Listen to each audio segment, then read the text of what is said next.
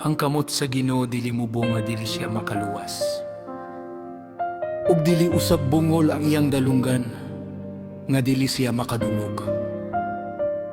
Ang inyo hinuong kalapasan mao'y nag-ulang kaninyo ug sa inyong Dios. Ang inyong sala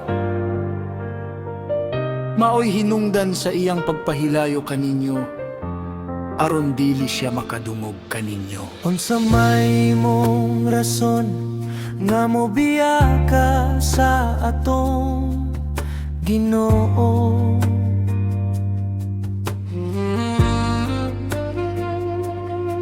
Pagkagamayan ng rason na para mawagtangan kag pagsalig o pagtuo.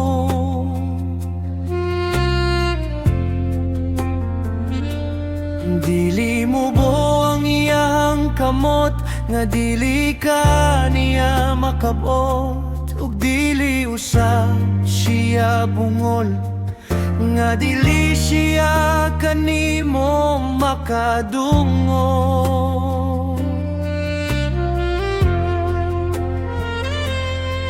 Kuwang lang yud ka sa pagsalig ug pagtuo, maunang dalira kay ka makabiya sa atong Ginoo.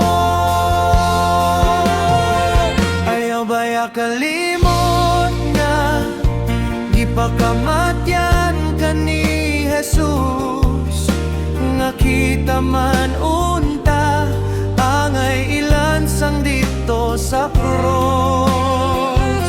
Apan kay tungod sa dakong gugma ni Jesus, siya mao'y nibayad sa ato ang mga kalapasan dito sa cross.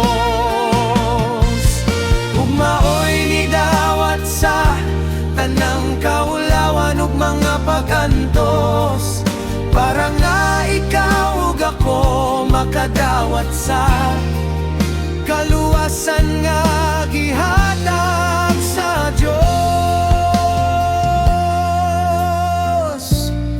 Sultihi ang katawhan nga ang Ginoo nagingon, ang taong matumba dili na balang mubangon, ang mahisalaag dili na balang maninguha sa pagbalik sa iyang agin.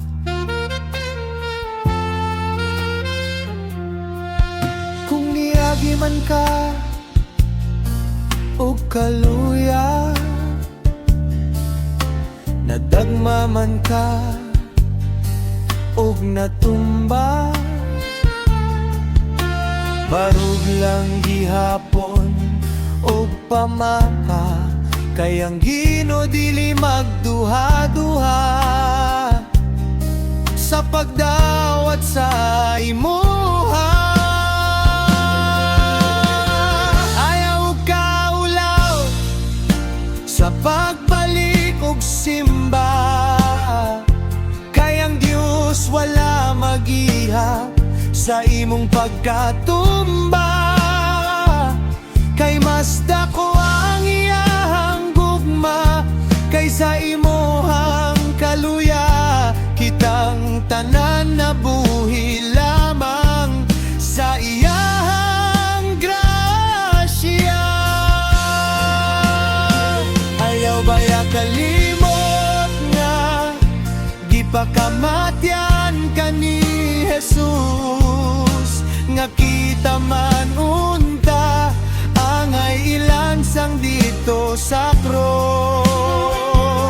Apan kay tungod sa dakong gugma ni Jesus, siya mao'y nibayad sa ato ang mga kalapasan dito sa cross.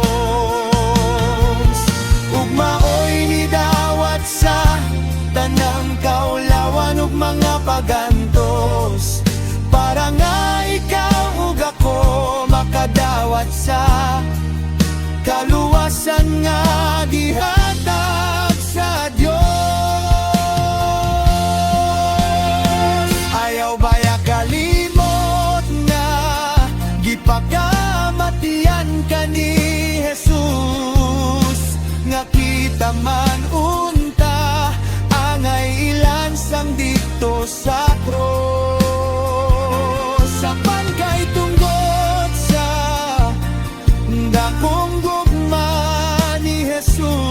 nga maoy ni bayat sa ato ang mga kalapasan dito sa cross. Ug maoy ni dawat sa tanang kaulawan ug mga pag-antos, para nga ikaw ug ako makadawat sa kaluwasan nga gihatag sa Dios.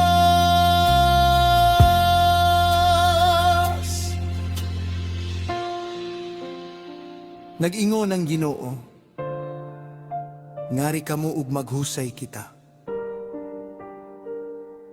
Bisag unsa kapula ang inyong sala, maputi kini kaayo. Bisan pa kinig dagtong pula, maputi kini sama sa balido sa karnero.